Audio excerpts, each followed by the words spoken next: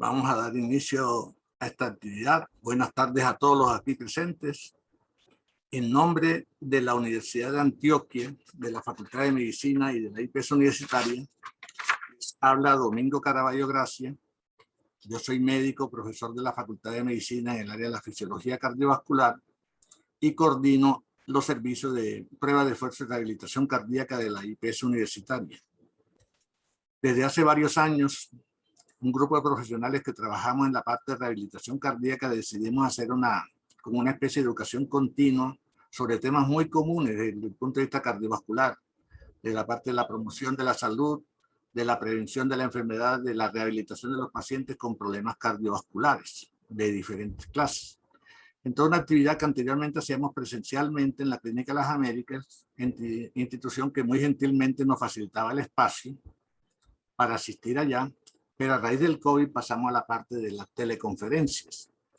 Y las teleconferencias tenían la ventaja de que, como todos sabemos, permite que cada quien cómodamente en su casa pueda ver o en su trabajo pueda ver la charla. Evita trancón, los problemas, los trancones que habían anteriormente. Mucha gente perdía la charla porque se quedaba en trancones. Entonces, esto a mi juicio ha traído grandes beneficios y creo que nos vamos a quedar en la parte de las teleconferencias para este tipo de eventos. Esta es una actividad que nosotros realizamos el tercer jueves de cada mes a las 6 de la tarde. Empezamos siempre desde el mes de febrero y terminamos en el mes de noviembre, o sea, hacemos 10 actividades al año. Estas actividades, quiero resaltar, no lo hubiéramos podido hacer nunca si no hubiese sido por el apoyo irrestricto que hemos tenido de diferentes profesionales de la salud que hemos invitado a que nos regalen una actividad, una conferencia, un tipo de charla, y todas las personas que hemos invitado sin discriminación muy gentilmente han apoyado esta actividad y nos han colaborado. Es un regalo que le hacen a la comunidad y de antemano damos agradecimiento a todos los profesionales que han hecho eso. Todo el mundo sabe que a pesar de la pandemia, los problemas cardiovasculares siguen siendo la principal causa de mortalidad, de morbilidad en el mundo, no solamente en Colombia, sino en el mundo. Entonces, teniendo en cuenta de que hay algunas personas que cada rato llaman por teléfono, le preguntan a uno, vea que me mandaron electrocardiograma porque el médico dice que yo tengo algunas arritmias, que me están dando palpitaciones, que me han dado mareo, que siento una cosa rara en el pecho. Entonces, nos hemos permitido esta vez invitar a una distinguida profesional, a la doctora Laura Duque González. La doctora Laura Duque González nos va a regalar la charla, como aparece aquí en el título, aclarando el diagnóstico de la taquicardia supraventricular paroxística. La doctora Laura Duque es una médica, especialista en medicina interna y cardiología de la Universidad CES, cardióloga clínica del Hospital San Vicente, Fundación de Río Negro y CES Cardiología. Es la coordinadora del programa de posgrado de cardiología de la Universidad CES y ella presta sus servicios en CES Cardiología, en el Hospital San Vicente Fundación, donde atiende pacientes de diferentes instituciones, tanto prepagas, personas también particulares, no solamente de aquí de Medellín, sino de todo el país y del mundo, muchas veces que vienen interconsultas de otros países. Entonces, siendo así y no extendiendo más el tiempo, quiero agradecerle de antemano a la doctora Laura Duque González esta charla que nos va a regalar y estoy seguro de que va a servir de mucho a toda la comunidad. Estas actividades quiero recordarles a todos que más o menos demoran 15 días en que sea grabada y colocadas en una plataforma que tiene la Facultad de Medicina que se llama Aulas Abiertas, la Facultad de Medicina. En Aulas Abiertas, la Facultad de Medicina, si tú buscas internet, Aulas Abiertas, la Facultad de Medicina de la Universidad de Antioquia, hay una carpeta que se llama Rehabilitación Cardíaca. Y en esa carpeta pueden encontrar todas las conferencias que hemos dictado durante todo el año. Y esta charla de la doctora Laura Duque va a ser colocada más o menos en 10, 15 días, aparecerá en esa carpeta y la podrán bajar, la podrán ver todas las veces que sea posible. De todas maneras, doctora Laura, muchas gracias por aceptar la invitación. Gracias por acompañarnos este regalo que le va a hacer a la comunidad. Muy amable. Podemos dar inicio a la actividad. Buenas noches. Gracias, doctora, a ustedes por la invitación. Es con mucho gusto. Es un tema que me apasiona y que me parece muy interesante de revisar. Porque como ponemos ahí o como pongo en el título, taquicardia supraventricular paroxística no significa nada. Entonces tenemos que saber qué tipo de taquicardia supraventricular tiene el paciente o le voy a diagnosticar a mi paciente. Y por eso es que mi objetivo del día de hoy es que este diagnóstico tan famoso que se utiliza en las historias clínicas y en el día a día normal de taquicardia supraventricular paroxística lo aclaremos un poquitico más, porque es que hay un montón de taquicardias supraventriculares que son paroxísticas y dependiendo del tipo de taquicardia es el enfoque, el tratamiento y lo que le tenemos que explicar a nuestros pacientes.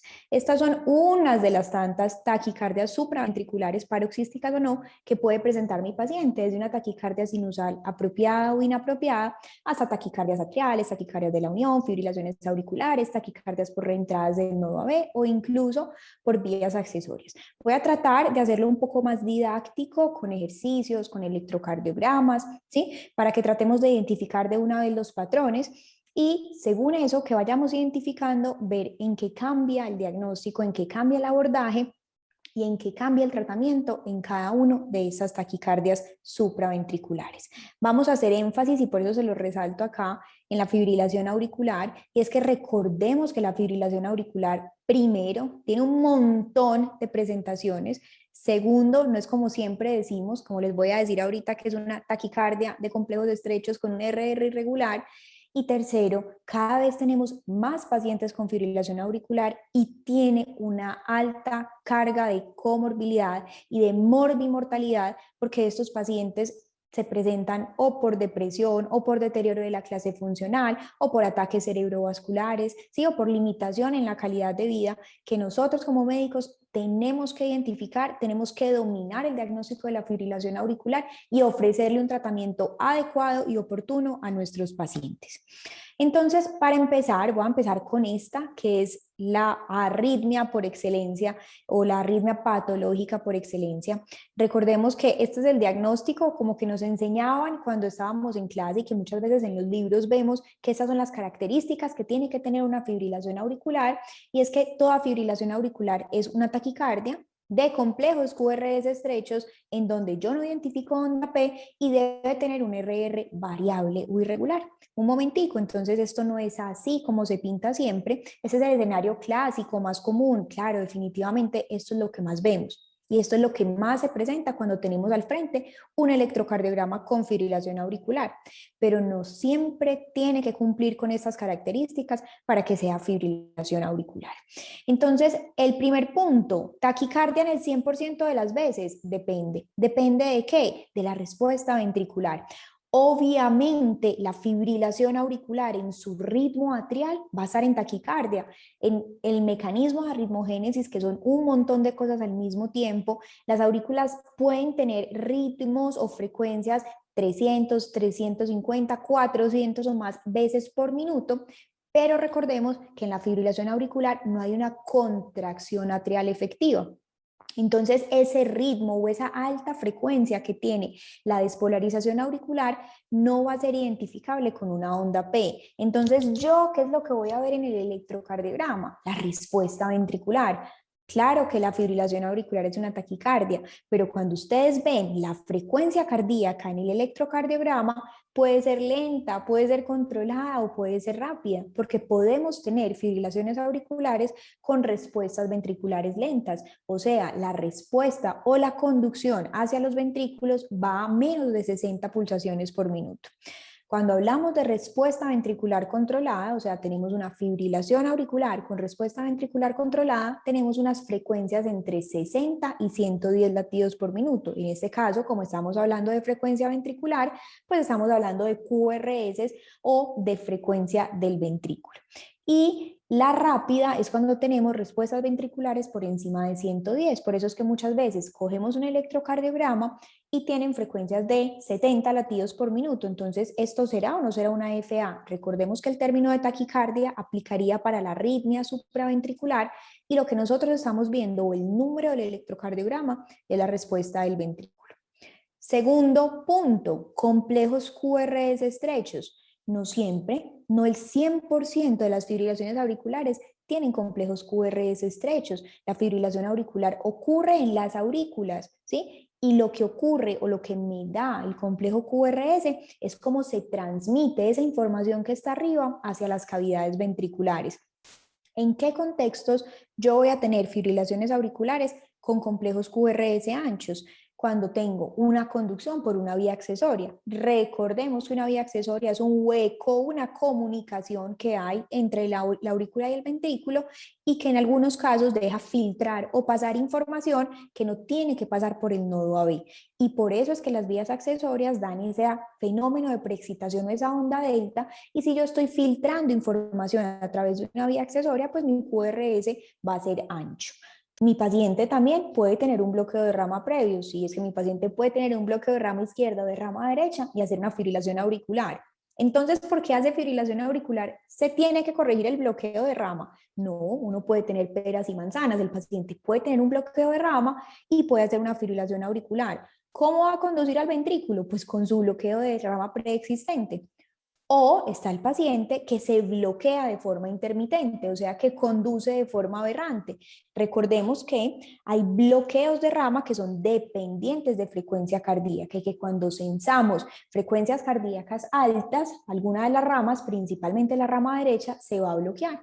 Entonces, esa fibrilación auricular puede conducir a los ventrículos con un bloqueo de rama por una conducción aberrante. Entonces, estas serían las excepciones de por qué una fibrilación auricular puede tener complejos QRS anchos.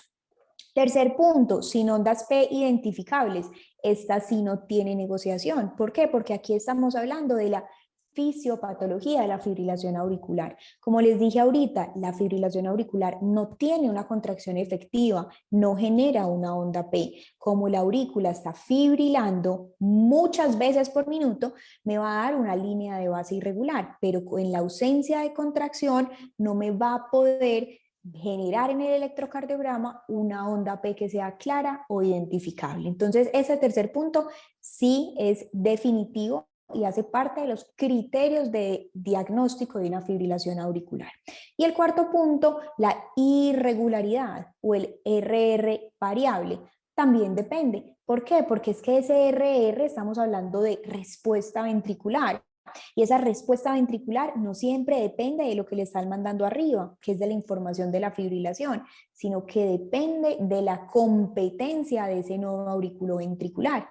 ¿Qué pasa? Si ese nodo AB conduce normal, pues obviamente esa comunicación hacia los ventrículos va a ser irregular, porque la aurícula fibrilando genera un montón de información que no va a pasar de forma regular al ventrículo. Si este nodo AB no conduce de forma normal, porque no es un nodo AB competente, porque está bloqueado, o yo iatrogénicamente lo quemé porque le quise hacer una ablación del GIS, o por error se me fue el nodo AB, pues ese nodo AB no tiene por qué conducir de forma irregular, porque está independizando las aurículas de los ventrículos. Y la respuesta ventricular sería o un ritmo de escape bajo, o si yo le quemé el nodo AB o le quemé las de GIS, el GIS, perdón, entonces vamos a ponerle un marcapaso en el ventrículo tratando de garantizar una adecuada respuesta. Entonces miren que esa definición típica de la FA, taquicardia de complejos estrechos sin ondas P identificables con RR variable, solo nos queda una que es 100% de los casos. No siempre están en taquicardia, eso lo evaluamos según la respuesta ventricular. Los complejos QRS no siempre tienen que ser estrechos y el RR no tiene que ser en el 100% de los casos irregular. Y por eso es que las guías del año pasado europeas hacen como un énfasis en, ojo, esta definición que proponíamos antes no está del todo completa, tiene demasiados asteriscos y demasiados excepto, o depende de. Entonces, miremos que el diagnóstico de fibrilación auricular, uno debe ser con un electrocardiograma, idealmente una tira o un electrocardiograma de 12 derivaciones, por lo menos de 30 segundos de duración, y en ese electrocardiograma de 12 derivaciones o en ese trazado que dure por lo menos 30 segundos, el único criterio que es indiscutible es la ausencia de ondas P identificables, ¿sí? Esos intervalos RR irregulares van a depender de ese nodo AB, si es un nodo AB que está funcionando normal o si tiene algún tipo de bloqueo. porque el paciente estaba bloqueado o porque yo como médico le quemé ese nodo AB y no lo dejo conducir. Este es el diagnóstico entonces hoy en día por guías y por recomendaciones de cómo es el diagnóstico electrocardiográfico de la fibrilación auricular. Y eso nos va a servir mucho porque antes, cuando teníamos al frente un electrocardiograma con una FA y QRS anchos, no se nos ocurría ningún motivo que fuera una fibrilación auricular. O cuando tenemos una fibrilación auricular con RR irregular, no entran los criterios. Ojo, entonces esta es la aclaración de la definición para nosotros tratar de identificar todos esos pacientes que nos estaban pasando por el frente y que no éramos capaces de asignarle un diagnóstico. ¿Y cuál era el diagnóstico más fácil? Taquicardia supraventricular paroxística. ¿Qué tipo de taquicardia supraventricular paroxística tiene ese paciente? Entonces empecemos con unos electrocardiogramas. Vamos a hablar mucho de FA, pero también vamos a hablar de otras taquiarritmias supraventriculares. Y acá les traigo un trazado de Holter. Acá tenemos una respuesta ventricular que es variable. Miren que tenemos un RR irregular. Miren que acá tenemos la longitud de ciclo en milisegundos y tenemos la frecuencia cardíaca según el RR, y hay una variación importante desde 153 latidos por minuto hasta 99, 97. En promedio, esta respuesta ventricular está en 122 latidos por minuto. Cuando tratamos de identificar cuál es el ritmo, porque yo estoy viendo los QRS, yo no soy capaz de identificar una onda P que sea clara y que sea repetida y que esté antes de cada QRS como debería ser en el ritmo sinusal. Por aquí me aparenta una onda P, pero miren que esto no se vuelve a repetir nunca más. Y lo que en realidad tenemos es una línea de base que es irregular. Entonces, acá cumplimos con la definición clásica de fibrilación auricular: ausencia de ondas P, QRS estrechos, RR irregular, ¿sí? Y tenemos una respuesta ventricular que va a una taquicardia, o sea, 122 latidos por minuto. Esta respuesta ventricular, recordemos que se define como respuesta ventricular rápida, y debemos intentar controlar esta respuesta o definir si vamos a hacer tratamiento del control del ritmo. Esa es la fibrilación auricular clásica. Miren este mecanismo de arritmogénesis: se combinan micro, macro reentradas, aumento del automatismo, fenómenos de rotores que aparecen en la desembocadura de las 4 venas pulmonares en la aurícula izquierda, en las mangas que se suben hasta las venas pulmonares. Entonces, todo este mecanismo de arritmogénesis genera una respuesta arrítmica importante en las aurículas, y eso va a ser un desorden o una fiesta, como les digo yo a los pacientes, que no queremos que se comunique con la parte de abajo del corazón. ¿Cómo vamos a enfocar el tratamiento en estos pacientes? Recordemos que las arritmias, en el primer paso, siempre nos tenemos que preguntar como clínicos: ¿este paciente está estable o está inestable? Porque el manejo cambia drásticamente. Si mi paciente está inestable hemodinámicamente, o sea, está hipotenso, está diaforético, sudoroso, hipoperfundido, está inconsciente, consultó por síncope, yo tengo que hacer algo tratando de garantizar un retorno al ritmo sinusal. Entonces, la idea de la inestabilidad hemodinámica es que nosotros, sin pensar o no si hay trombos o lo que haya dentro del corazón de ese paciente, es intentarlo retornar a un ritmo sinusal. Deberíamos hacer una cardioversión eléctrica, ¿sí? Estas cardioversiones eléctricas de los pacientes con fibrilación auricular deben ser con 200 joules. La fibrilación auricular se empieza a descargar con 200 joules, no con 50, no con 100, no con 150, no se va titulando. De entrada hacemos una descarga con 200 joules. Y después de yo haber hecho la descarga y garantizar que mi paciente ya esté estable eléctricamente, debo iniciarle anticoagulación mínimo en el siguiente mes o en las siguientes 4 semanas, porque esas aurículas van a quedar irritables, van a quedar protrombóticas, va a tener un alto riesgo de recurrencia. Entonces yo el primer mes debo garantizar si se va a dejar anticoagulado o no, y en el seguimiento posterior yo voy a definir si lo voy a dejar eternamente anticoagulado o si le puedo suspender la anticoagulación. La anticoagulación, ¿con qué la vamos a definir? Esto ya en el contexto de una estabilidad hemodinámica, o ya mi paciente retornó a ritmo sinusal o ya está estable hemodinámicamente.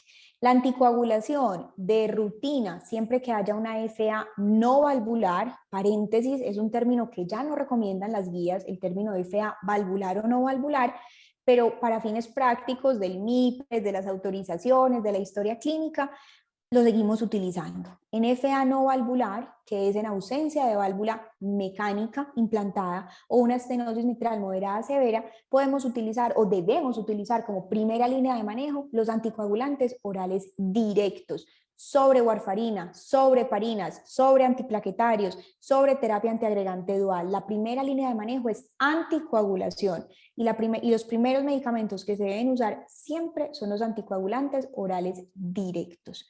Después de yo garantizar ese pilar de la anticoagulación, y la anticoagulación se va a poner, es porque yo no quiero que mi paciente haga un trombo y que ese trombo haga un accidente cerebrovascular, voy a definir qué estrategia le voy a ofrecer a mi paciente. Si la estrategia lo que lo voy a someter es del control del ritmo, o sea, yo quiero garantizar que mi paciente esté la mayoría del tiempo en ritmo sinusal, o yo le voy a ofrecer más bien una estrategia de control de frecuencia, que es cuando ya nos damos por vencidos, no somos capaces de controlar el ritmo y ya no nos queda de otra que decirle al paciente, usted va a tener que vivir en ritmo de fibrilación auricular, pero yo tengo que controlar cuál va a ser esa respuesta ventricular, sobre todo para que no hagamos falla cardíaca, descompensaciones, taquicardiomopatía, ¿sí? Y que no se altere la calidad de vida de estos pacientes. ¿Con qué controlamos el ritmo? Con antiarrítmicos o con cardioversión eléctrica programada, garantizando que no haya un trombo antes, o incluso con aislamiento de venas pulmonares. ¿Por qué no? Podemos curar el paciente tratando de aislar ese origen de la arritmia del resto de las aurículas y que eso no se comunique con los ventrículos.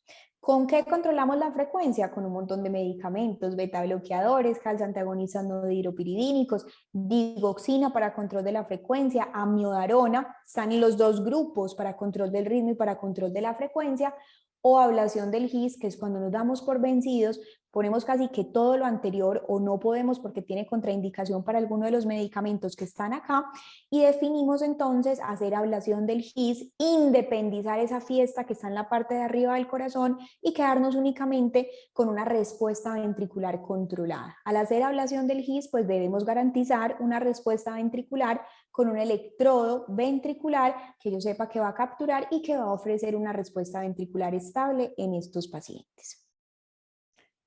Muy bien, siguiendo entonces con este tema, acá hay un hermanito de la fibrilación auricular que también entra en ese costalado de taquicardias supraventriculares paroxísticas, y es este paciente que debuta con este electro. Tiene cosas muy parecidas de la fibrilación auricular, pero un hallazgo que no es compatible con fibrilación auricular.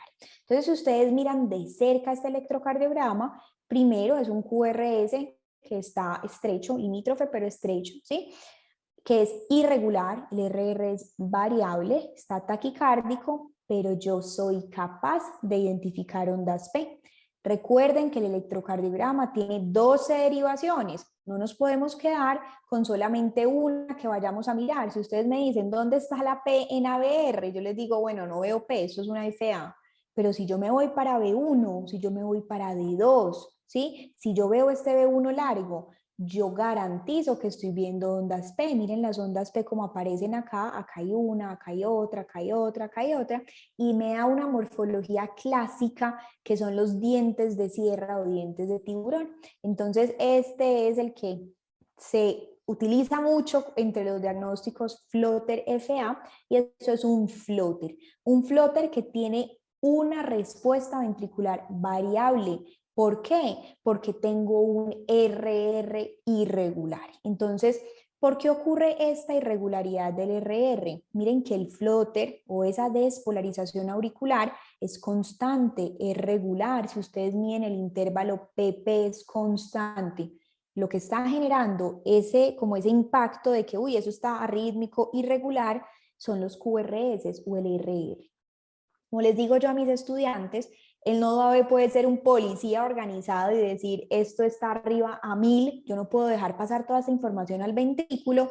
Y está el otro que es, yo no sé cuánto voy a dejar pasar todavía, voy a ver si bloqueo uno, si dejo pasar dos, si paso uno a uno, no me he puesto de acuerdo. Es un nodo AB que no es organizado. Entonces, ¿qué pasa con ese nodo AB? Acá arriba están en fiesta, una fiesta que es organizada, está en floater, un fenómeno de macro reentrada, y cuando esa información llega hacia el nodo AB dice, esto es demasiada información. Bloqueemos un impulso, dejemos pasar uno. O sea, bloquea una onda P, deja pasar una. Bloquea una onda P, deja pasar una al ventrículo. Pero en algunas ocasiones dice, uy, no, eso está muy rápido. Bloqueemos dos ondas P, como se ve acá, una onda P que se bloquea, otra onda P que se bloquea y una tercera onda P que conduce. Y esa variabilidad de cuántas P voy a bloquear para que no pasen directamente al ventrículo y cuántas P voy a dejar pasar es lo que me va a dar esa irregularidad del RR. En este caso es un nodo B competente, no tiene bloqueo de rama de base, yo no le hice ablación de His, entonces el QRS va a ser estrecho. Y los que les pongo acá el tiburoncito, los dientes de tiburón o los dientes de sierra, que para criterio de frecuencia cardíaca o de frecuencia auricular, el flóter debe ir a más de 243 latidos por minuto en frecuencia atrial. Para fines prácticos ponemos 250, que es un número más fácil de recordar. ¿Qué vamos a hacer con estos pacientes que llegan al servicio de urgencias con un ritmo de estos, con un flóter con bloqueo AB variable? Miren que esta parte es muy parecida, como en todo lo que vamos a ver ahorita es la primera pregunta, si hay estabilidad o inestabilidad hemodinámica. Si hay inestabilidad hemodinámica, la terapia es choque, choque es cardioversión eléctrica y ojo, miren la diferencia con la fibrilación auricular. FAC cardiovierte a 200 joules y la flotter o el flotter se cardiovierte en 50 o 100 joules. Y con estos podemos ir progresando las descargas. Si con 50 no salió a sinusal, la siguiente puede ser con 100, la siguiente puede ser con 150 o la última puede ser con 200 joules. Pero empezamos con valores o voltajes más bajos que con la fibrilación auricular. Aplica la misma regla. Cada que ustedes cardioviertan a un paciente, lo deben dejar anticoagulado por lo menos 4 semanas. Y si estoy en el escenario de una estabilidad hemodinámica, pues yo debería también garantizar anticoagulación dependiendo de las escalas CHATS-VASc, CHATS, Atria, ver cuál es el riesgo de sangrado con el Hasbled, ¿cierto? Definir si lo voy a dejar crónicamente anticoagulado y se debería manejar casi que de la misma forma de la fibrilación auricular, porque tiene también un muy alto riesgo embólico. Entonces, casi que esta parte de estabilidad hemodinámica funciona muy parecido o el abordaje es muy similar al de la fibrilación auricular. Acá lo mismo, los DOACs son la primera línea de manejo en la anticoagulación de estos pacientes, por eso les pongo que de acá hasta acá casi que es igual a la fibrilación auricular. Lo bueno es que para hacer la fórmula o el MIPRES de los DOACs o para poner el diagnóstico, la fibrilación auricular y el flóter o aleteo auricular vienen en el mismo paquete. El diagnóstico CIE-10 es I480 o I483 si es paroxístico, y ahí pues le puedo poner los antiarrítmicos, le puedo poner los anticoagulantes orales directos, puedo hacer el diagnóstico, le puedo mandar el tratamiento definitivo o la ablación. Entonces, para fines prácticos funciona muy parecido. Para cardiovertir, perdón, entonces sí tenemos que tener en cuenta el cambio del valor de los joules, FA200, flotter empezamos con 50 y vamos titulando la dosis hasta lograr una cardioversión efectiva. Acá tenemos el tercer electrocardiograma de la noche. Este electrocardiograma es muy bonito, es una taquicardia supraventricular paroxística, como todas las que les voy a mostrar hoy. Va rápida, ¿sí? Tiene un QRS estrecho. Cuando yo empiezo a buscar ondas P para saber cuál es el ritmo, es muy difícil encontrarlas. Yo siempre miro dos derivaciones para buscar la onda P, D2 y B1, son como mis caballitos de batalla, sé qué esperar ahí, sé dónde mirarlas. Y miren que acá en D2 vemos algo raro, como una melladura al final del QRS, que no podemos estar seguros que es la onda P, pero tenemos que ir a verificar en otras derivaciones. Acá tenemos un B1 que termina con este fenómeno, que se los digo de una vez, es la pseudo R. Esta es una una R inicial, perdón, y una S que continúa. Y después aparecerá como una R'.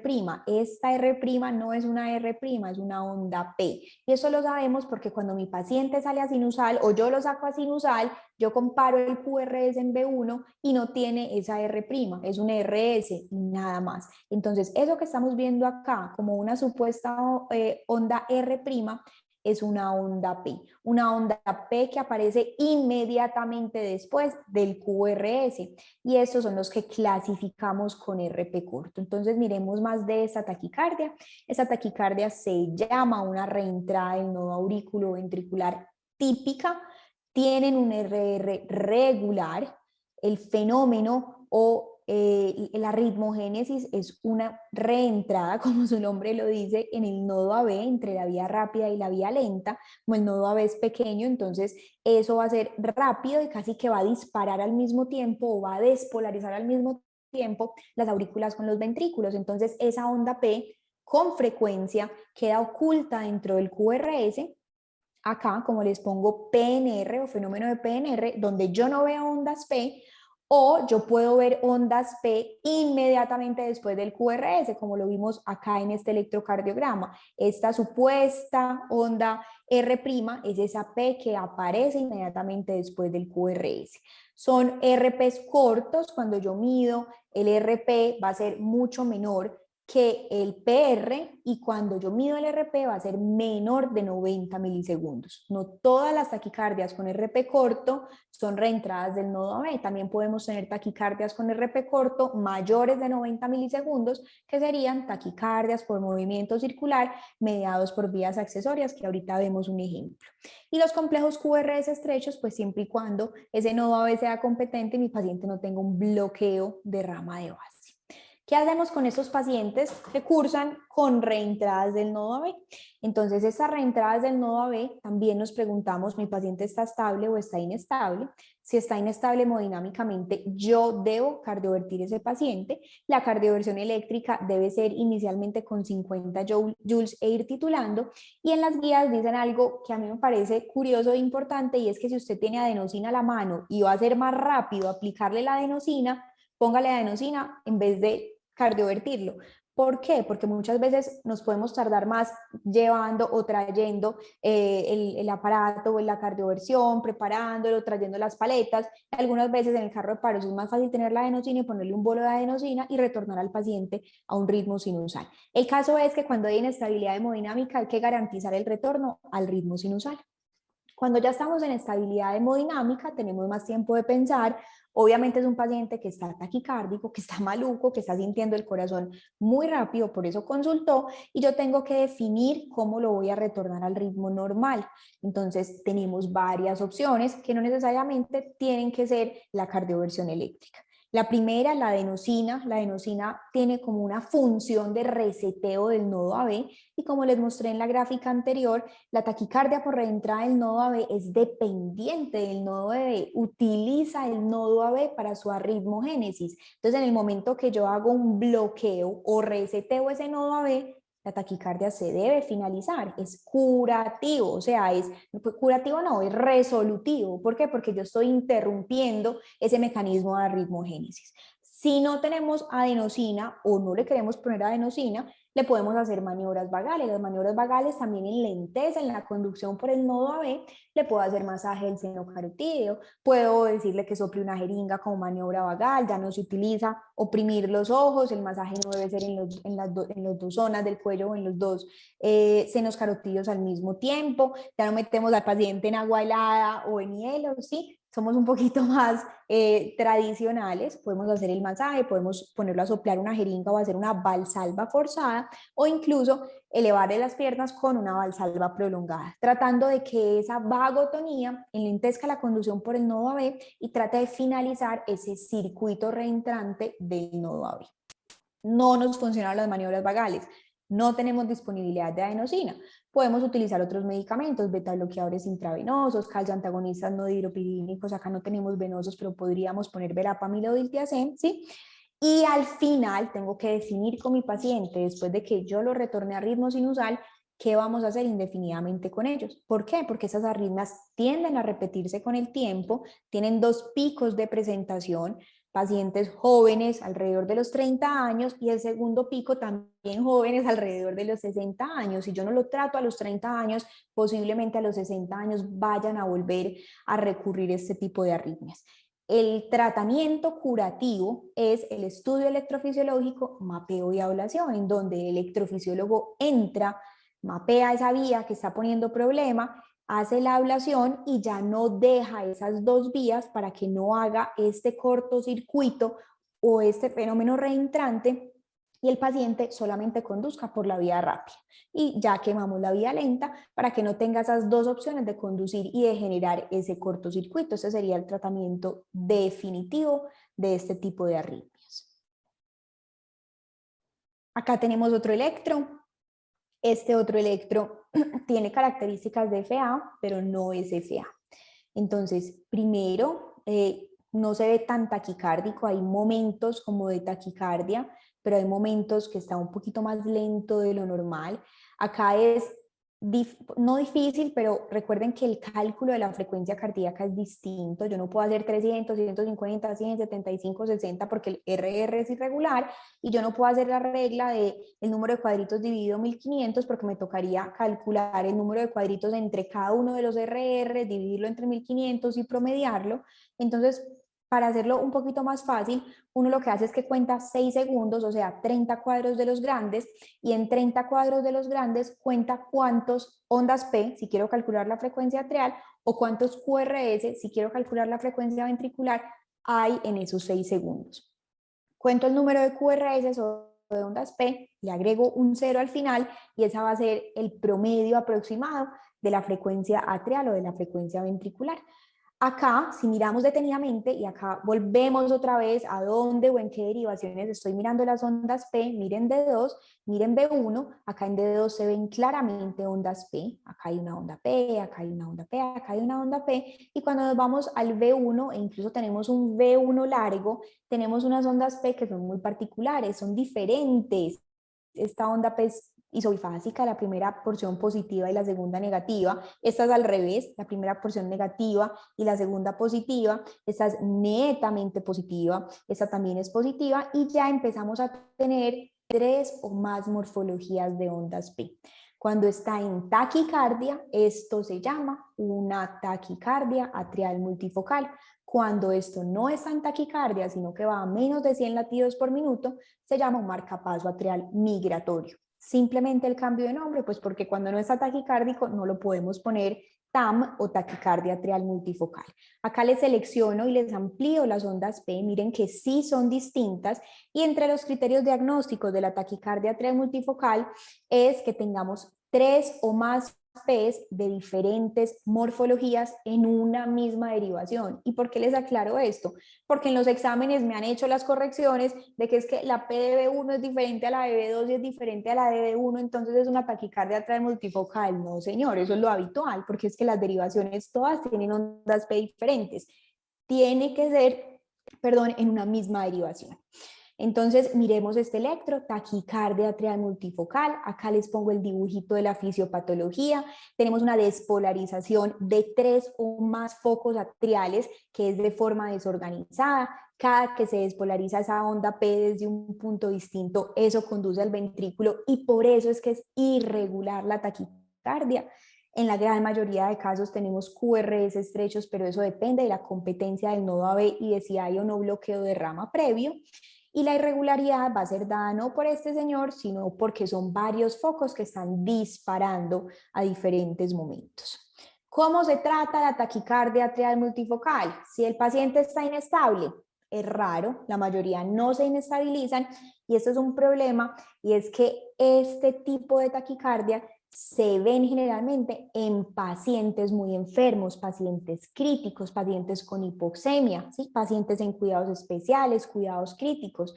Entonces estos pacientes, así yo los cardiovierta, en la gran mayoría de veces van a volver a recurrir a este ritmo. Entonces el tratamiento, como excepción al resto de taquicardias que vamos a ver hoy, la gran mayoría de veces no se cardiovierten.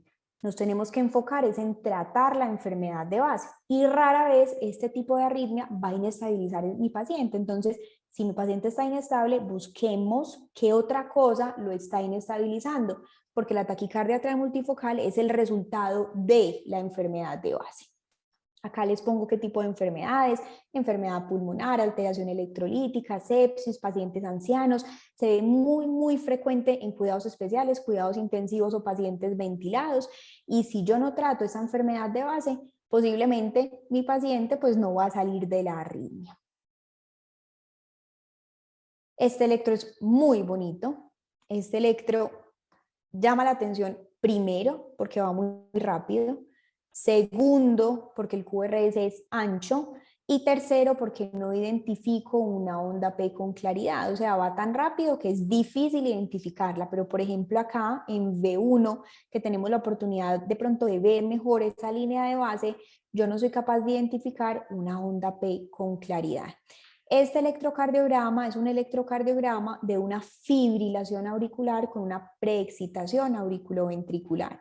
Entonces miren que acá les pongo el mismo dibujito del corazón con fibrilación auricular, pero les pongo esa vía accesoria, ese túnel, esa comunicación que hay ilegal entre la aurícula y el ventrículo, por donde se está filtrando información.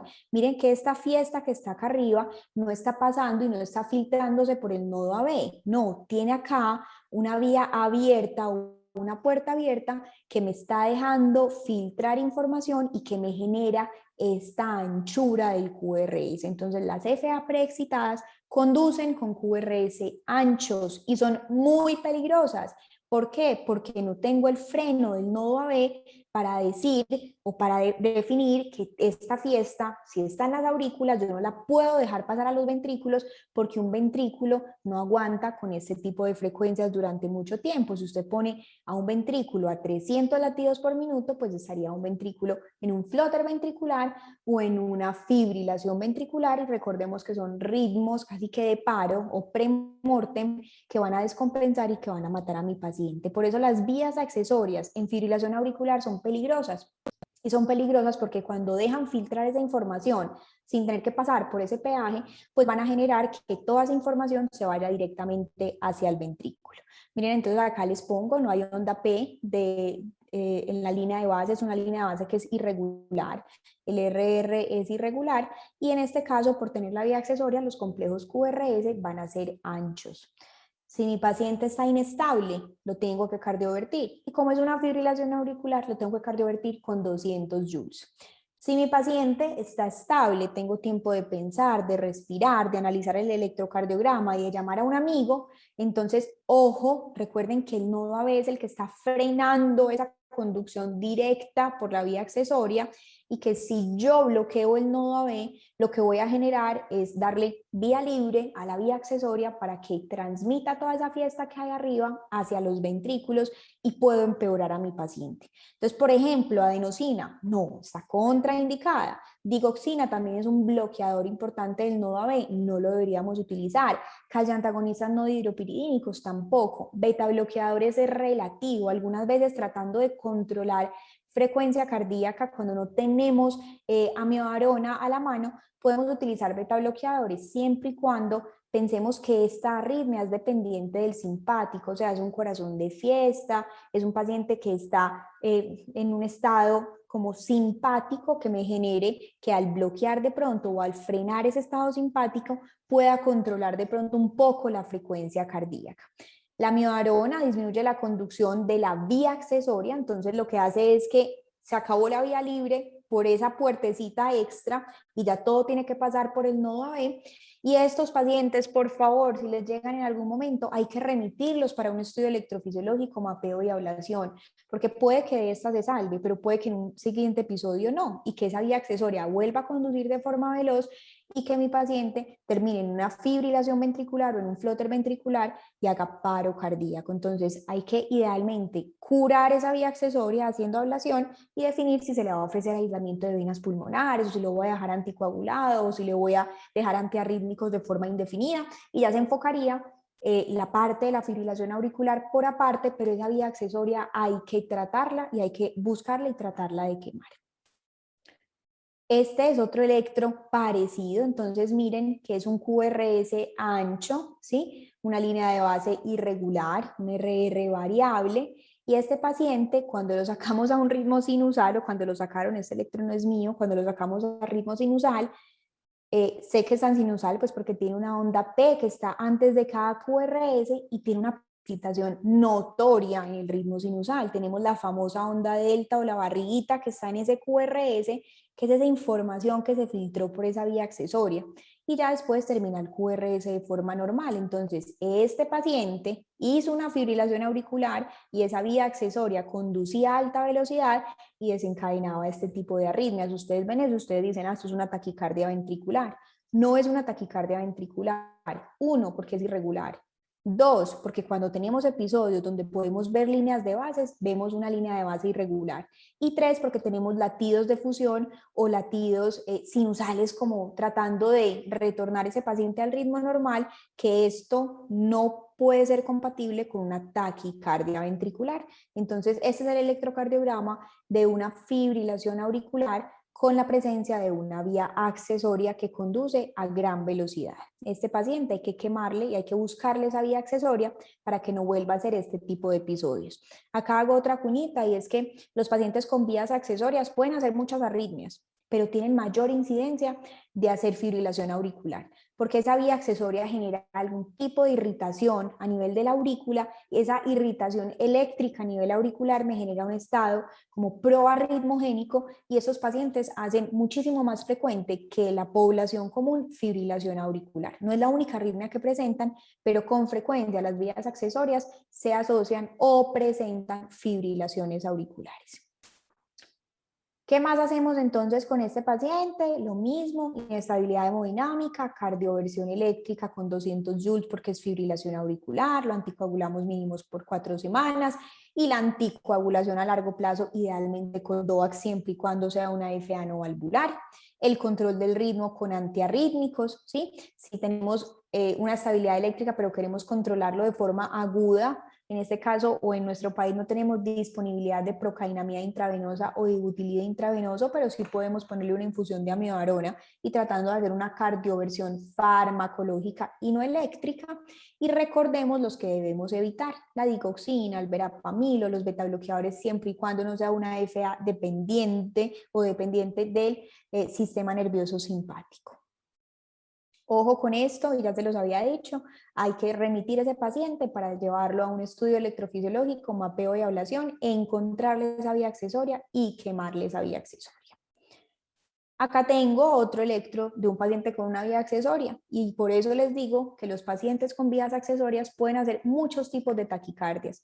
Ya vimos la FA. Esto se llama una taquicardia por movimiento circular mediado por vía accesoria con conducción ortodrómica. Entonces ustedes van a pensar que es todo eso que le está diciendo. Por eso les digo, no es una taquicardia supraventricular paroxística, tiene nombre, segundo nombre, primer apellido, segundo apellido. Miren toda la información que la definición de una taquicardia les puede aportar a ustedes y nos puede aportar a nosotros en el área de cardiología o electrofisiología. Este electro es muy bonito, entonces es una taquicardia de complejos estrechos regular. Identifico onda P, es difícil, pero ya se las voy a mostrar, y tiene un hallazgo muy importante y es la alternancia eléctrica. Miren, por ejemplo, en B3, como se ve de bonito este cambio de voltaje del QRS. Se ve un QRS alto, un QRS bajo, un QRS alto, un QRS bajo. ¿Sí? Esta alternancia eléctrica en la gran mayoría de los casos no es patognomónico, pero en la gran mayoría de los casos se asocia a la presencia de una taquicardia por movimiento circular mediado por una vía accesoria. Y miren pues la onda P. Acá está la onda P, se ve muy bien en D3, acá en D2 se insinúa un poquito y vemos que es un RP corto, o sea, el RP es más corto que el PR, pero no es, como lo llamo yo, ultra corto. No dura menos de 90 milisegundos, dura más de 90 milisegundos. Esto es una taquicardia por movimiento circular mediado por una vía accesoria con conducción ortodrómica. Ya les voy a explicar qué es todo esto. Acá tenemos un fenómeno reentrante, ¿sí? Pero miren que ya no es en el nodo AB, ya utilizamos ese círculo completo que incluye el nodo AB y que incluye la vía accesoria. Cuando conduce de forma correcta, o sea, de forma ortodrómica, baja por el sistema de conducción normal, o sea, va al derecho y sube por la vía accesoria. Y al bajar o al utilizar esa vía o ese sistema de conducción normal, pues el QRS va a ser estrecho. ¿Por qué? Porque utilizó la autopista, que es el haz de His, y la rama derecha y la rama izquierda. ¿Listo? No todas las vías accesorias o no todas las taquicardias por movimiento circular mediadas por vías accesorias tienen alternancia eléctrica. Es un hallazgo que nos ayuda a hacer el diagnóstico, pero lo que vamos a ver es el RR regular y las ondas P después del QRS, con RPs cortos, pero que duren más de 90 milisegundos. Si duran menos de 90 milisegundos, serían reentradas del nodo AB de la variedad común o de la variedad típica. Tratamiento de estos, súper parecido a la reentrada del nodo AB. Entonces hay veces los estudiantes me dicen, ay, es que yo no sé si es un movimiento circular por vía accesoria o es una reentrada, a mí me da miedo, yo no sé contar el RP, el PR. El tratamiento es súper parecido, o sea, el tratamiento agudo, indefinidamente yo tengo que definir si le voy a mandar una ablación de la taquicardia por reentrada del nodo AB o una ablación de una vía accesoria. O ponen diagnóstico diferencial, una o la otra que el electrofisiólogo defina, ¿sí? Cuando tenemos inestabilidad hemodinámica, lo cardiovertimos y lo cardiovertimos con 50 joules. Si hay estabilidad hemodinámica, podemos utilizar adenosina. Recordemos que, como les puse acá en el dibujito, es dependiente o utiliza el nodo AB. Entonces, si yo reseteo el nodo AB, este tipo de taquicardias deben terminar. Las maniobras vagales, como el masaje del seno carotidio, o medicamentos idealmente intravenosos como beta bloqueadores o calcioantagonistas dihidropiridínicos. Este paciente también se debería mandar a un estudio electrofisiológico, mapeo y ablación. ¿Por qué? Porque este paciente va a seguir recurriendo con las arritmias y yo debo definir cuál va a ser el tratamiento indefinido de estos pacientes. Y este otro electro que tengo por acá, ya voy terminando para que no se cansen con tantos electros. Acá tenemos un electrocardiograma que va muy rápido, va a 150 latidos por minuto, la frecuencia ventricular, ¿sí? El QRS es estrecho, y cuando tratamos de identificar la onda P nos cuesta trabajo. ¿Por qué? Porque como va tan rápido el ventrículo, es difícil poder ver dónde está la onda P. Entonces yo se las voy a mostrar. Acá tenemos una onda P y acá tenemos otra onda P. Esta taquicardia se llama un flóter atrial con un bloqueo AB fijo 2-1, con conducción 2-1. Acá también se ven las ondas P negativas en D2, una onda P, otra onda P. Y acá les quiero dar un tip, y es que siempre que tengan taquicardias tan rápidas de complejos estrechos, piensen en que es un flóter con conducción 2-1. Puede que no sea, pero si usted no lo tiene en mente y no lo ha sospechado, va a ser más difícil para ustedes hacer el diagnóstico. Otra cosa que por lo menos a mí me ayuda mucho es mirar la línea de base. Y si yo veo esta línea así, dientes de tiburón, o esa lineecita en sierra, eso inmediatamente activa algo que me dice, uy, esto es un flóter. ¿Listo? Y así podemos identificar con mayor facilidad dónde está esa onda P. Entonces, este es el flóter. Hace el mismo mecanismo, o sea, la ritmogénesis arriba en la aurícula es la misma, hace un fenómeno de macro reentrada. ¿Y por qué es regular? Porque el RR es regular si uno de los primeros electros que les mostré era un RR irregular, porque eso depende no del fenómeno arrítmico arriba, sino de la conducción al ventrículo. Y recuerden que les dije que había nodos AB que eran desorganizados y que había nodos AB que eran como policías, estrictos y coordinados. Este nodo AB es un policía que dijo, esto va muy rápido, va a 300 latidos por minuto, yo no puedo dejar pasar toda esta información al ventrículo, yo más bien voy a bloquear siempre una onda P y dejo conducir al ventrículo la segunda onda P. Entonces este nodo AB, este policía dijo, listo, bloqueo una onda P, esta es la P bloqueada, y dejo conducir la segunda onda P. Esto se llama un flóter atrial con bloqueo AB fijo, hay bloqueo AB porque está frenando una onda P, y tiene una conducción 2-1, siempre hay dos ondas P antes de cada QRS. En este caso los QRS son estrechos, el RR es regular. Miren que las P's van muy rápido, va a más de 250 latidos por minuto la aurícula, o sea que cumple con los criterios de flóter, y es un nodo AB organizado que me garantiza la regularidad del RR. Tratamiento de este muy similar a los otros que habíamos visto. El hecho de que sea regular o irregular no me va a cambiar el tratamiento. Si está inestable, hay que hacerle cardioversión eléctrica. Flóter te cardiovierte con 50 y voy titulando. Debo garantizar anticoagulación y ya cuando esté estable o si mi paciente de entrada llega estable, pues tengo que hacer casi que el mismo enfoque de la fibrilación auricular. El pilar de la anticoagulación, el pilar idealmente del control del ritmo. Uno no debería dejar eternamente pacientes en flóter, por lo menos intentarlo retornar a ritmo normal, o si definitivamente no soy capaz de hacer un control del ritmo y devolverlos al ritmo sinusal, pues hacerles un control de la frecuencia. En flóter también los medicamentos de elección para anticoagulación son los DOACs. Y lo que les pongo acá y lo que les digo, que se debe manejar como FA por el alto riesgo embólico que tienen este tipo de arritmias auriculares. Y ya para acabar, tengo este electro o este trazado de Holter, no es un electro sino un trazado de Holter, tiene un hallazgo que no les había mostrado en toda la conferencia y es esto, que son unas espigas de marcapaso. ¿Y por qué les pongo este electro? Porque les cuento como anécdota personal que alguna vez fue una consulta con un médico, ¿sí? No especialista, ni internista, ni cardiólogo, y me preguntó que por qué cuando le poníamos marcapasos a las fibrilaciones auriculares los dejábamos anticoagulados si ya le habíamos puesto el marcapaso.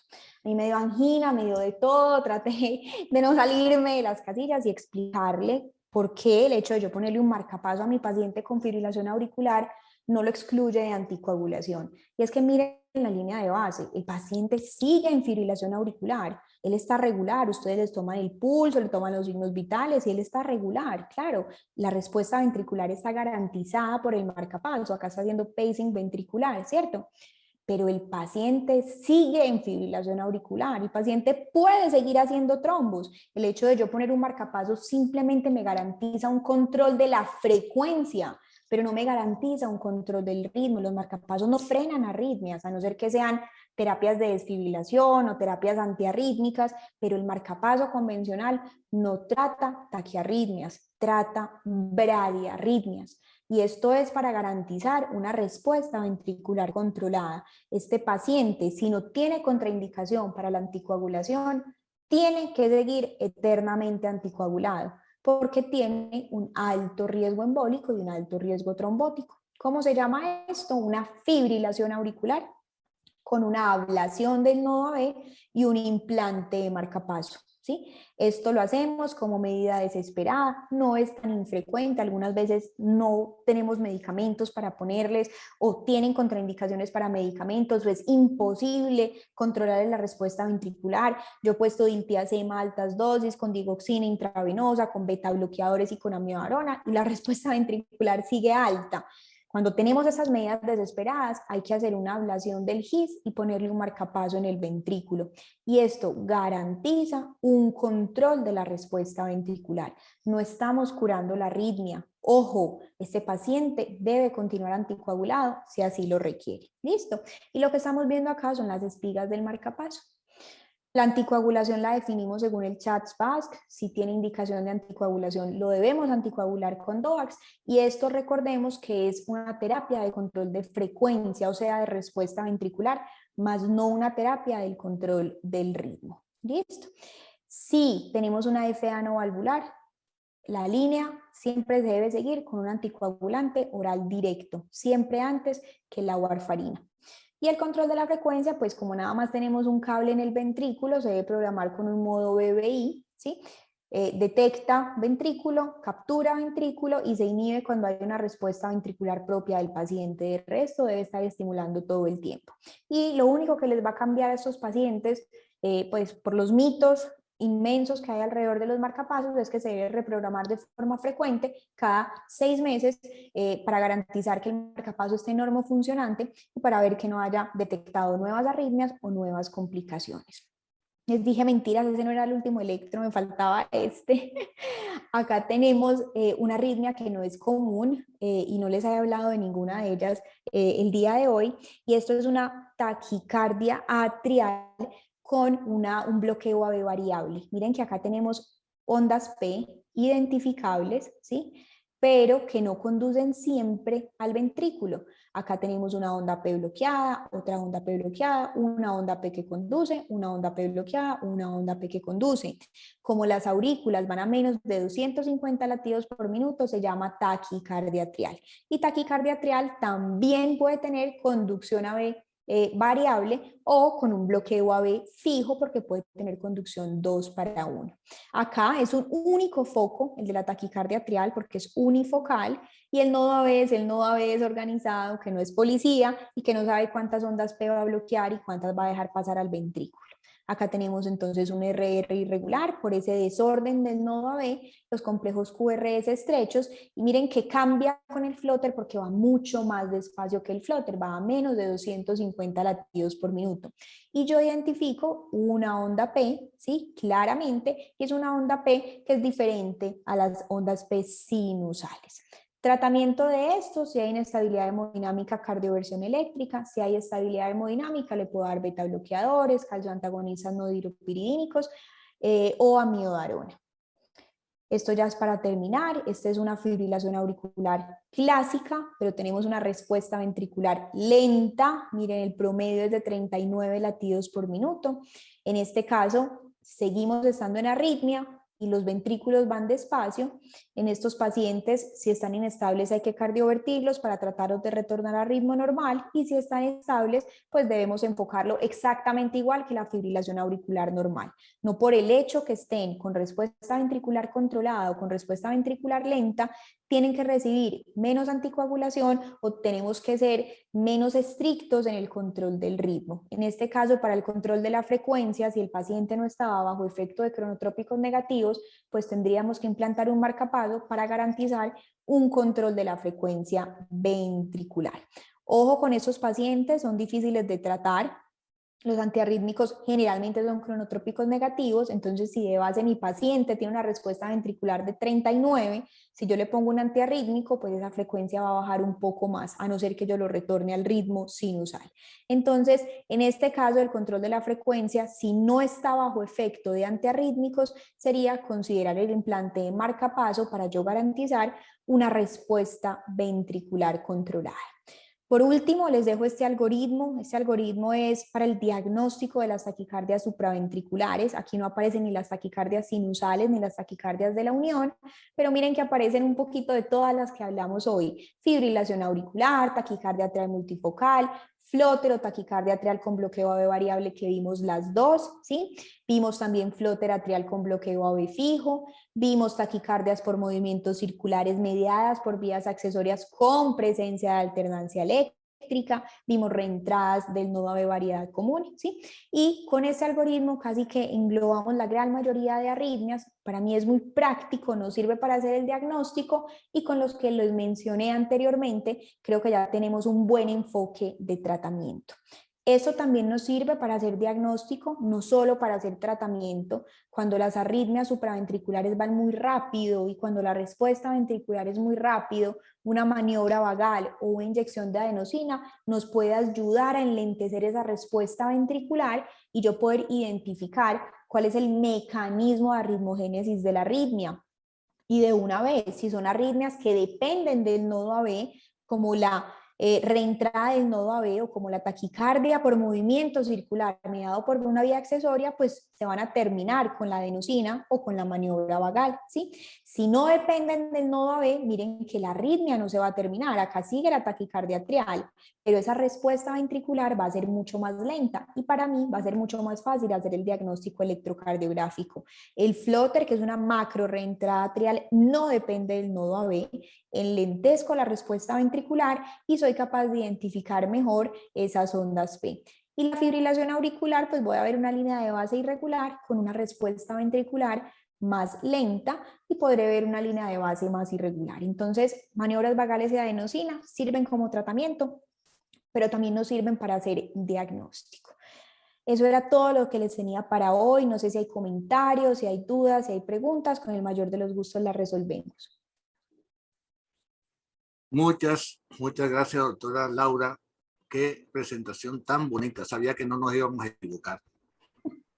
Muy clara la presentación. La felicito.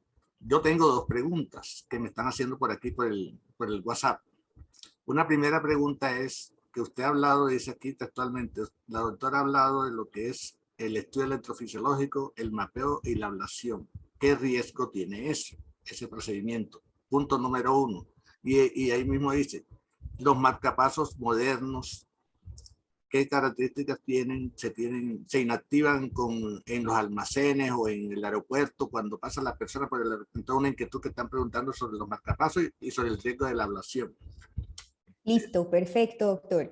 Entonces empecemos por la más fácil. Todo eso que dicen de los marcapasos es mentiras. Ojo, incluso cuando nosotros le decimos a un paciente que hay que ponerle marcapaso o que le vamos a ofrecer este tratamiento, ellos son llenos de miedos, ¿sí? ¿Por qué? Porque la vecina dijo que le iba a caer un rayo, porque el vecino le dijo que no se podía volver a tirar al charco porque lo cogía a la luz y se electrocutaba, porque la mamá le dijo que no iba a volver a poder cocinar porque el marcapaso interaccionado tenía interacción con la estufa o con el microondas.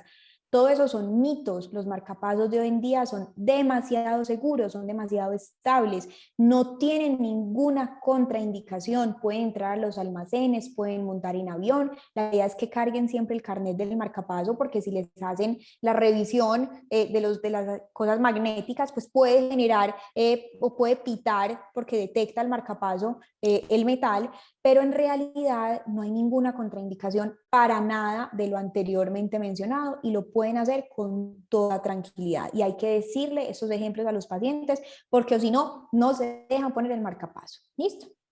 Segundo punto, estudio electrofisiológico, mapeo y ablación. Eso suena muy largo, muy complicado. Eso lo hacen los electrofisiólogos. Tiene sus riesgos como todas las intervenciones en medicina. Se debe hacer una punción por donde debemos entrar unos catéteres al corazón, ya sea a las aurículas o a los ventrículos, dependiendo de lo que usted quiera mapear y de lo que usted quiera quemar, que es hacer la ablación. Y tenemos complicaciones como complicaciones del sitio de punción, sangrados, se puede infectar el sitio de punción, rarísimo, pero puede pasar. Al tener los catéteres dentro del corazón podemos inducir arritmias, con frecuencia inducimos fibrilaciones auriculares que las cardiovertimos en la sala o taquicardias ventriculares que las tenemos que cardiovertir. También podemos perforar las cavidades cardíacas, las aurículas son muy delgaditas, las aurículas pues casi que son transparentes, y si ustedes buscan videos en internet, los cirujanos ponen el dedo dentro de la aurícula, los cirujanos cardiovasculares, y se ve traslúcido el dedo del cirujano porque la aurícula tiene una pared muy delgada. Entonces cuando nosotros quemamos o generamos como ese daño con los catéteres, podemos perforar las aurículas. En realidad no es algo que sea tan frecuente, tiene más riesgo cuando el paciente tiene más complicaciones, más comorbilidades, ya ha sido intervenido en varias ocasiones, tiene mayor edad, el paciente es obeso, el sitio de punción fue difícil, ¿sí? Pero en la gran mayoría de casos a los pacientes les va bien y no tienen mayor complicación. Muchísimas gracias, doctora. Aquí hay una pregunta en el chat. Dice, en nuestro medio, ¿a cuáles pacientes con taquicardia supraventricular paroxística diferente a fibrilación o flóter atrial puede dársele de alta del servicio de urgencia con estudios ambulatorios? Dependiendo, uno, de cómo se presentó al servicio de urgencias, y dos, de lo que quiera el paciente. Entonces, eso depende de personalidades, ¿sí? Si ustedes me dicen a mí, si yo soy la paciente y me dicen, vea, la podemos dejar hospitalizada, le podemos hacer el diagnóstico y el tratamiento todo intrahospitalario, o usted lo quiere tramitar por fuera, yo les digo, él me acelere, me hace todo de una vez, me deja hospitalizada, ¿cierto?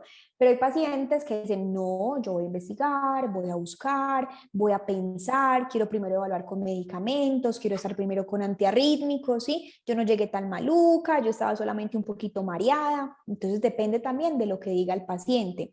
Si ustedes ven muchas veces las notas o las propuestas, uno siempre les dice, se le ofrece estudio electrofisiológico, mapeo de ablación, versus manejo farmacológico, versus vigilancia a lo largo del tiempo. Eso lo depende del paciente. Usted le explica cuáles son las opciones y usted con el paciente, con sus recomendaciones, toman una decisión en conjunto. Si el paciente llegó inestable hemodinámicamente, no lo vamos a mandar con estudios ambulatorios, sea FA, flóter, vías accesorias, reentradas del nodo AB. Ese paciente la próxima vez puede que no alcance a llegar al servicio de urgencias. Si el paciente llegó estable, llegó y era un triaje que pues, o salió en la sala de espera, o cuando le hicieron las maniobras vagales o la estimulación del seno carotídeo salió espontáneamente, Usted le puede decir, vea, lo podemos mandar con valoración por electrofisiología ambulatoria, o vea, es una reentrada, usted quiere hacer el estudio electrofisiológico, quiere hablar primero con el cardiólogo, con el electrofisiólogo. Es una decisión conjunta.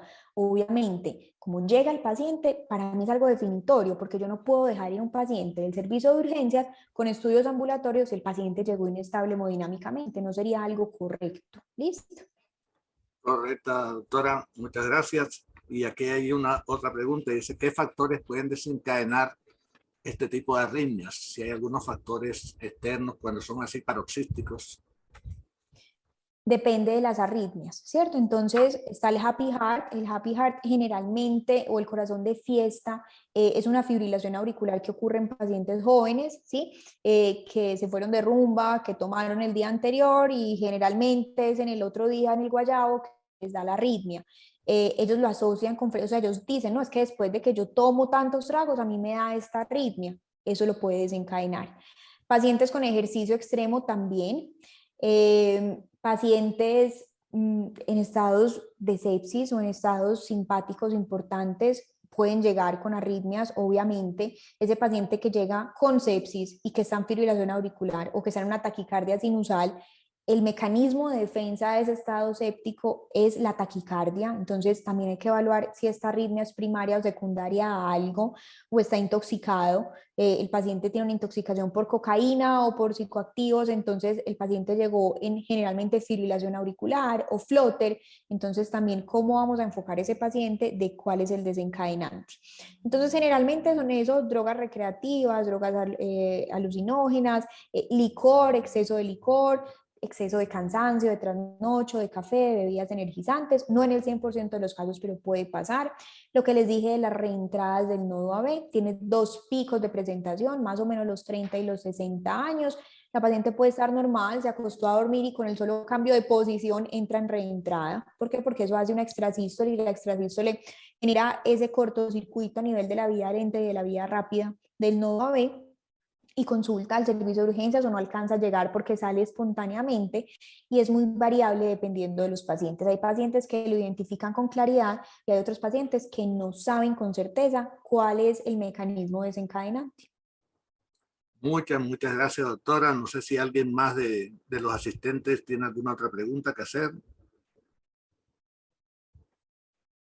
Si alguien quiere hacer la pregunta, la puede escribir por el chat o se le puede dar el micrófono. Bueno, si no hay más preguntas, quiere decir, doctora, que la charla estuvo muy clara. Esperemos que sí. Sí, eso no podemos dudarlo. De todas formas, doctora Laura, en nombre de todas las personas aquí presentes, en nombre de la Universidad de Antioquia, de la IPS Universitaria, le damos nuestro agradecimiento por este regalo que nos ha hecho a toda la comunidad. Estas charlas para su conocimiento, para que también se la pueda decir a los alumnos, a las otras personas. La universidad las graba y, repito, hay una página especial de la Facultad de Medicina que se llama Aulas Abiertas de la Facultad de Medicina. En esas aulas abiertas están todas las charlas. En la parte inferior uno va, busca por internet, en la parte final aparece un logo de YouTube, y en ese YouTube está también varias carpetas. Hay una carpeta que se llama Rehabilitación Cardíaca, y ahí están todas estas actividades que yo coordino, pero hay muchas otras actividades que todo el mundo puede consultar libremente. Son actividades que hace la Facultad de Medicina para toda la comunidad en general, y permanecen ahí las veces que la quieran ver, las pueden descargar todas las veces necesarias. De todas maneras, los asistentes, muchas gracias por acompañarnos, y nuevamente, doctora Laura, muchas gracias a usted y a todo su equipo de trabajo por este regalo que nos han hecho. Nuevamente, muy amable. Es Feliz con noche a mucho gusto. todos y a seguirnos cuidando de todo, Perfecto. incluyendo el COVID, que no se ha ido ni se va a ir por ahora. De acuerdo, doctor. Es con mucho gusto. Una feliz noche para todos. Gracias por participar. Bueno, feliz noche. Hasta luego. Chao. Chao.